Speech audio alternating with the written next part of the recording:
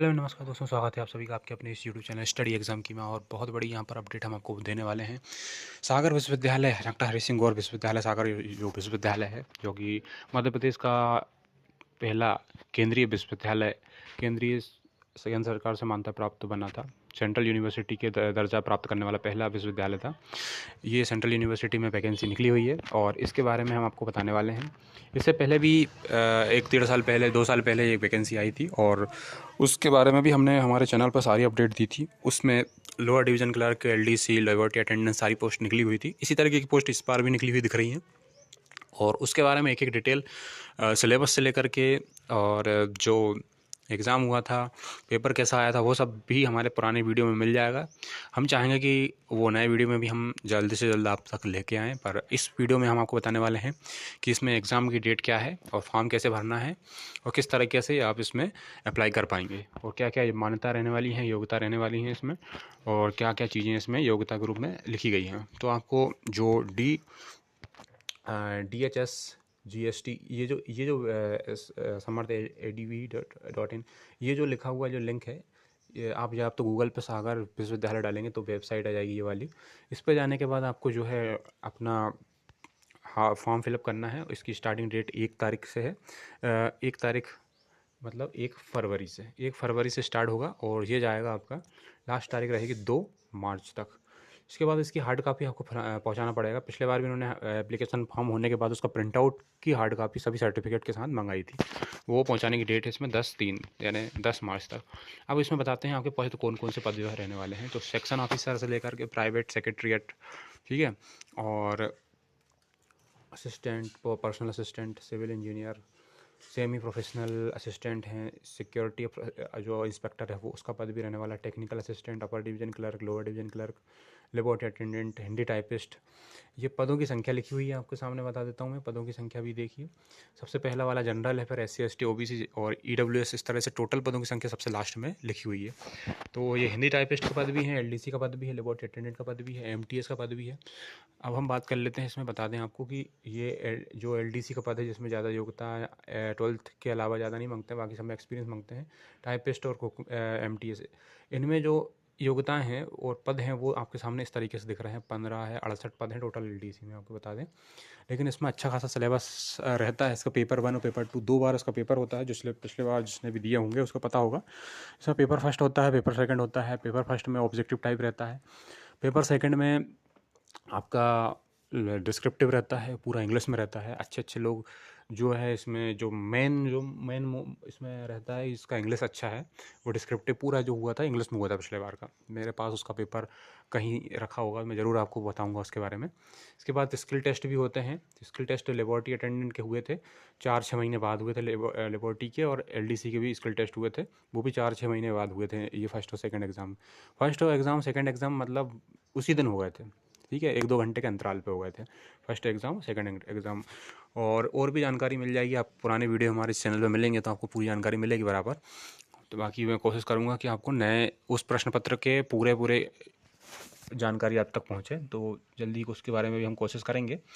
और इस तरीके से यहाँ पर रहने वाला है। और इसका मेन जो रहता है वो LDC और MTS के बारे में, LDC और लेबोरेटरी के बारे में बता रहा हूँ। ये लेबोरेटरी अटेंडेंट में तो आपका पहले ही पेपर ही सब कुछ रहता है और छोटा वाला स्किल टेस्ट रहता है 50 का, तो वो क्वालिफाई मात्र रहता है, ठीक है। लेकिन जो डिस्क्रिप्टिव रहता है इसका LDC का, वो इंग्लिश में होता है, तो वो उसकी तैयारी आपकी अच्छे से होनी चाहिए। अभी इसमें सिलेबस ऐसा कुछ लिखा नहीं है, लेकिन मैं पुराने के हिसाब से बता रहा हूँ आपको, पुराने बार का पेपर हुआ था उसके हिसाब से। और मैं बताता हूँ इस बारे में। सेक्शन ऑफिसर में एज लिमिट 35 बोली गई है। बैचलर डिग्री के साथ साथ आपको एक्सपीरियंस मांगा गया है। प्राइवेट सेक्रेटरीट में भी बैचलर डिग्री साथ एक्सपीरियंस 3 साल का। सिक्योरिटी ऑफिसर में भी 35 की उम्र तक है, लेकिन आपका बैचलर डिग्री के साथ साथ आपको 5 साल का एक्सपीरियंस मांगा गया है।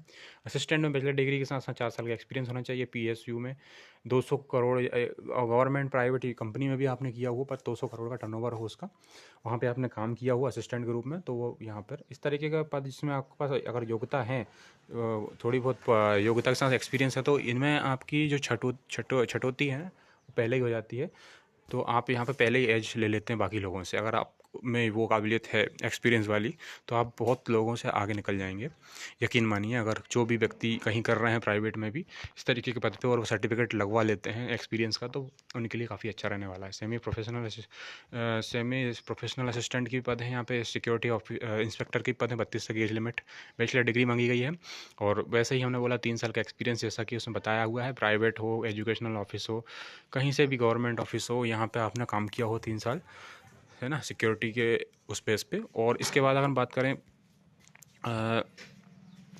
इसके अलावा बता दूं मैं आपको, अपर डिवीज़न के लिए 32 की एज लिमिट रहती है इसमें, और इसमें बैचलर डिग्री के साथ साथ 2 साल का एक्सपीरियंस लोअर डिवीज़न के रूप में आपने किया हुआ हो, वो central university, central state government या पीएसयू, कोई सी भी ऑटोनोमस बॉडीज़ में कहीं किया हुआ, कोई कंपनी में किया हुआ, कोई कॉर्पोरेट बैंक में भी अगर आपने किया हुआ होगा, 2 साल का एक्सपीरियंस अगर आपका है इसमें, तो ये लग जाएगा। और जो भी व्यक्ति चाहते हैं तो इस तरीके के उसमें आप जाइए और बाकायदा आपको यहाँ पे इसका लाभ मिल सकता है। ठीक है, 35 की वर्ड लिमिट स्पीड वगैरह होनी चाहिए। और इसके अलावा आपका लेबोरेटरी में बता दें 32 की एज लिमिट है, और पर डिवीजन में 32 की एज लिमिट है। लेबोरेटरी असिस्टेंट में बता दें बैचलर डिग्री आपकी फिजिक्स, केमिस्ट्री और बॉटनी, जूलॉजी, इनमें से कोई सब्जेक्ट हो, है ना। 2 साल का एक्सपीरियंस इसमें भी बोला गया है, सेम वही कंडीशंस यहाँ पर लिखी हुई हैं। लोअर डिवीजन कलर 32 की एज लिमिट, यहाँ पे कोई एक्सपीरियंस नहीं मांगा गया है, तो इसको आप अच्छे से देख लें, मैंने पहले ही बताया था। 35 की स्पीड होनी चाहिए, 35 से 1.1 भी कम हो गए तो आप फेल हो जाएंगे, क्योंकि मैं आपको पुराना रिकॉर्ड बताऊंगा जो हमारे पास लिस्ट रखी हुई है उसकी, कि इसके जो बच्चे थे वो किस तरीके से कितने कितने स्पीड नहीं होने की वजह से बाहर हो गए थे, और इसके बावजूद बल्कि पहला पेपर दूसरा पेपर उन्हें डिस्क्रिप्टिव निकालने के बाद यहाँ पे वो फेल हो गए थे। हिंदी टाइपिस्ट में भी यही पे रहने वाला है। इसमें पिछली बार हिंदी टाइपिस्ट नहीं था, इस बार आया हिंदी टाइपिस्ट का। इसमें भी 30 की स्पीड हिंदी में मांगी गई है, ध्यान ये रखें, इसमें इंग्लिश की नहीं बोली गई है। हिंदी टाइपिस्ट में हिंदी की स्पीड लगेगी। ड्राइवर में माना गया 10वीं के पास, 10वीं के साथ साथ हेवी व्हीकल का आपके पास लाइसेंस होना चाहिए। कुक में आपके पास ITI ट्रेड से बेकरी का आपके पास 3 साल का एक्सपीरियंस भी होना चाहिए, और बेकरी का 1 साल का आपने ITI किया हुआ हो बेकरी में कुक के लिए। मल्टीटास्किंग स्टाफ में ओनली 10th मांगा गया है, या फिर आप ITI भी हो तब भी आप इसको फिलअप कर सकते हैं। लेबोरेटरी असिस्टेंट भी वही पद जो पिछले बार आया था LDC के साथ में, यहाँ पे इस बार 12th के साथ साइंस, पहले ही बोला था 12th के साथ साइंस, इसमें भी यहाँ पर आप अगर हैं इस तरीके के पद के किया हुए हैं तो आप जो है भर सकते हैं। और 10th करा हुआ हो तो फिर आपको एक्सपीरियंस लगेगा, वैसा उसमें लिखा हुआ है, सर्टिफिकेट लगेगा मतलब। लाइब्रेरी अटेंडेंट में आपको 12th के साथ साथ लाइब्रेरी साइंस में आपका सर्टिफिकेट हो, और 1 साल का एक्सपीरियंस भी कहीं कॉलेज में कहीं काम किया हुआ हो, तो इस तरीके के पास ज़रूर छोड़ा मत कीजिए। जो लोगों के पास अगर है तो ज़रूर ध्यान रखें, 1 साल आप कर रहे हो कहीं, 1 साल का आप कॉलेज में आपने काम किया है, तो वो उसका एक्सपीरियंस सर्टिफिकेट और सर्टिफिकेट लाइब्रेरी साइंस का, कई लोग लाइब्रेरी साइंस में सर्टिफिकेट करते हैं, उनके लिए यहाँ फ़ायदा है। और कंप्यूटर एप्लीकेशन का नॉलेज तो सबको रहता ही है वैसे भी, वो चीज़ें यहाँ पे लिखी हुई है। तो यहाँ पे बताया किस तरीके से फॉर्म भरते हैं, तो लिंक के माध्यम से मैंने बता दिया, dhsgusu.edu.in पे जाना है, और फॉर्म को फिलअप करने के बाद इस पते पर आपको भेजना है, ये जो पता दिया है ऊपर, सेम एज इट इज़ लिफाफे पर सब कुछ स्पीड पोस्ट में इस तरीके से लिखना है, टू करके, और फॉर्म आप जहाँ से भेज रहे हैं वो सब लिखना है। और एप्लीकेशन फॉर्म में लगने वाली फ़ीस काफ़ी यहाँ पर पिछले बार भी महंगी रही थी, और इस बार भी वही रहने वाली है। जनरल OBC EWS के लिए 1000, और इसके बाद 500 रुपये रहेगी ST SC ESM या वुमेन के लिए 500, यानी वुमेन्स के लिए यहाँ पर फ़ायदा रहने वाला है। इसके अलावा हम बता दें कि इसमें ज़्यादा जानकारी अभी दी नहीं गई है कि सिलेबस क्या रहने वाला है, लेकिन सिलेबस पिछले बार के मुताबिक जैसा ही रहेगा, जो चांसेस हैं। सिलेबस जल्दी इसका अपडेट आएगा आपको तो हम ज़रूर बताएंगे, वेबसाइट पे ही मिल जाएगा आपको, और हमारे बात अभी दोबारा जो है मिलने का चांस है। पुराना वाला सिलेबस तो उसका पेपर हम आपको जल्दी बताएंगे अपने अगले वाले वीडियो में। तो thanks for watching this video, stay tuned with this channel, thank you.